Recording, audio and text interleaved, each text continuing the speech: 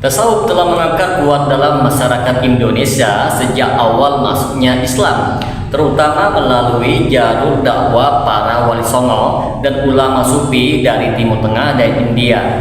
Dakwah mereka menyesuaikan dengan budaya lokal sehingga diterima masyarakat dengan mudah. Banyak pesantren tradisional dan tarekat-tarekat yang berkembang menjadi pusat spiritual masyarakat, seperti tarekat Qadiriyah, Naqsabandiyah, Syattariyah, dan Tijaniyah.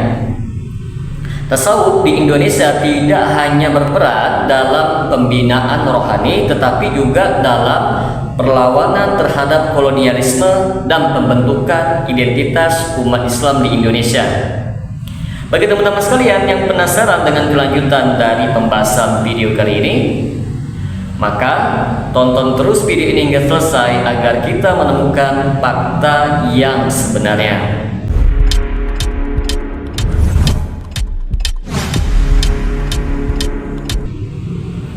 Assalamualaikum warahmatullahi wabarakatuh. Berjumpa lagi dengan saya Rio Mulyadi di channel Manhaj Dakwah. Pada episode kali ini kita akan membahas tentang permusuhan tasawuf dengan Wahabi di Indonesia. Pengaruh Wahabi mulai masuk ke Indonesia sejak abad ke-19 melalui jalur haji dan pelajar Indonesia di Mekah. Banyak ulama Nusantara yang belajar di Haramain, yaitu Mekah dan Madinah, terpapar pada pemikiran Syekh Muhammad bin Abdul Wahab yang berusaha memurnikan Islam dari syirik, bid'ah, dan khurafat. Gerakan Wahabi di Indonesia semakin kuat pada abad ke-20, terutama melalui gerakan modernis reformis seperti Muhammadiyah dan Persis.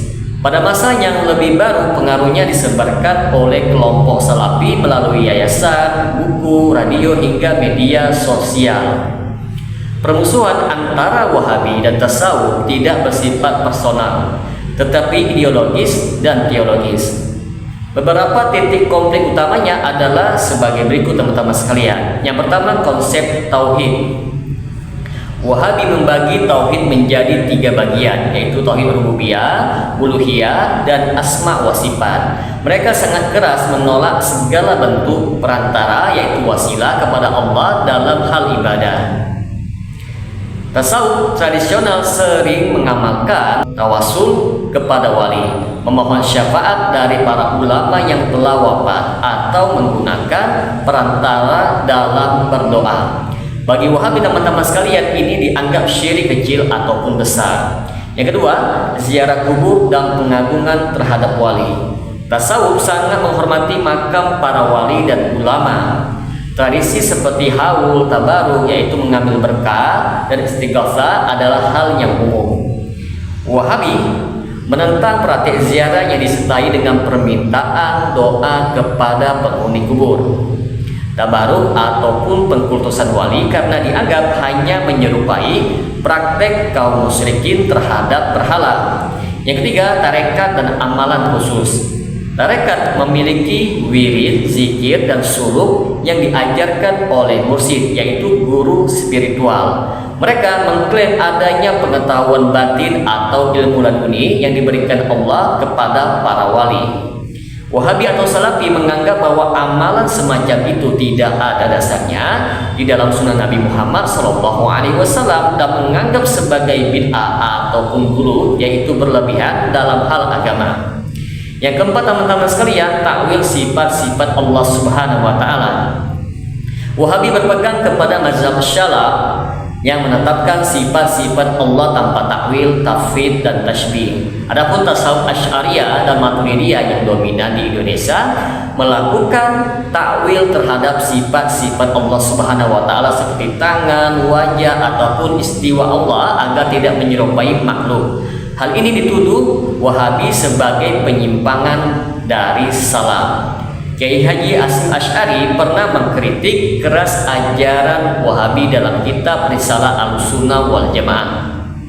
Beliau membela praktek tawassul dan ziarah kubur sebagai bagian dari ajaran salaf yang sah. Kiai Haji Ahmad Dahlan dan gerakan Muhammadiyah terinspirasi oleh pembaruan Wahabi meskipun tidak identik secara penuh. Mereka menyerang praktik-praktik yang dianggap sebagai bid'ah, termasuk banyak amalan-amalan sufi. Ulama-ulama seperti Syekh Nawawi Al-Bantani dan Syekh Ahmad Khatib Al-Minangkabawi berada di dua sisi berbeda dalam menyingkapi Wahabi. Nawawi cenderung membela tasawuf, sedangkan Khatib lebih kritis terhadap tarekat. Teman-teman sekalian, di sini akan kita paparkan beberapa bentuk konflik di masyarakat seperti ceramah salafi yang menyesatkan amalan tarekat sering sekali memicu ketegangan dengan masyarakat aswaja atau sufi. Haul Akbar, Istighosah Kubra, dan Maulid Nabi yang digelar kalangan sufi sering sekali dikritik oleh ataupun dibid'ahkan oleh kelompok Wahabi. Perusakan kuburan keramat atau pemakaman wali di beberapa daerah seperti di Sulawesi dan Lombok sempat dikaitkan dengan pengaruh ekstrem Wahabi, dan ini adalah sebuah fitnah yang nyata. Konflik di media sosial dan YouTube makin memperlebar jurang antara mereka. Wahabi atau Salafi membuat konten seperti bongkar kesyirikan tarekat. Sementara itu teman-teman sekalian dari kalangan tarekat membalas dengan tuduhan Wahabi adalah perusak ukhuwah. Perlu kita ketahui bersama teman-teman sekalian, di Indonesia terdapat tokoh-tokoh tasawuf yang anti dengan Wahabi seperti Kiai Haji Muhammad Hashim Asy'ari, pendiri Nahdlatul Ulama, membela amalan tradisional yang dikritik Wahabi. Kiai Haji Asy'ad Samsul Arifin dari Sukoharjo, tokoh tarekat yang menolak keras dakwah Wahabi. Lalu Habib Lutfi bin Yahya, tokoh sufi kontemporer yang sering sekali menyuarakan pentingnya tasawuf dan zikir dalam menjaga spiritualitas umat Islam. Adapun tokoh-tokoh Salafi Wahabi Indonesia yang anti dengan tasawuf seperti Ustadz Yazid bin Abdul Qadir Jawas, dikenal sebagai salah satu tokoh Salafi yang paling vokal dalam mengkritik tasawuf dan tarekat. Lalu Ustadz Firanda Andirja, seorang tokoh Salafi yang menyebarkan ajaran tauhid Salafi dan sering menjelaskan kesesatan tasawuf yang menyimpang. Lalu yang terakhir Ustadz Badrus Salam, seorang tokoh Salafi yang menolak segala bentuk zikir berjamaah dan amalan-amalan sufi kontemporer. Maka apa dampak permusuhan antara tasawuf dengan Wahabi di Indonesia? Yang pertama, fragmentasi umat. Permusuhan ini teman-teman sekalian telah menciptakan polarisasi tajam dalam tubuh umat Islam di Indonesia, seperti NU melawan Salafi, tarekat melawan Ahlul Hadis, jamaah zikir melawan jamaah tauhid. Akibatnya, ukhuwah Islamiyah melemah dan debat internal lebih sering terjadi daripada fokus melawan musuh eksternal Islam. Yang kedua teman-teman sekalian, polemik di pendidikan dan pesantren.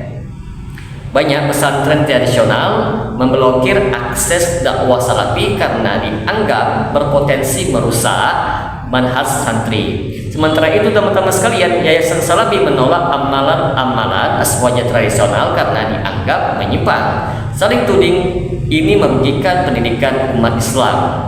Yang ketiga, potensi radikalisasi. Sebagian kalangan mengkhawatirkan bahwa dakwah anti tasawuf yang ekstrim berpotensi memunculkan radikalisme, terutama jika didorong dengan semangat takfiri, yaitu mudah mengkafirkan. Sebaliknya teman-teman sekalian, praktek tasawuf tanpa kontrol bisa menjerumuskan kepada kemusyrikan dan kebid'ahan yang menjauh dari tauhid yang murni. Maka dapat kita simpulkan di sini teman-teman sekalian,